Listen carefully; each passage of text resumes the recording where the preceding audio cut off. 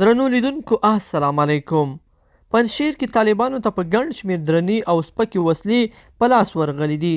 خپرې شوې ویډیوګانو کې ښکارېږي چې دومره غښتلې وسلې ښایي د تیر حکومت پوځ سره هم نه وي، څومره چې پنجشیر کې ځای پر ځای شوي دي. نور جزئیات را سره په ویډیو کې وګورئ او چینل سبسکرایب کړئ.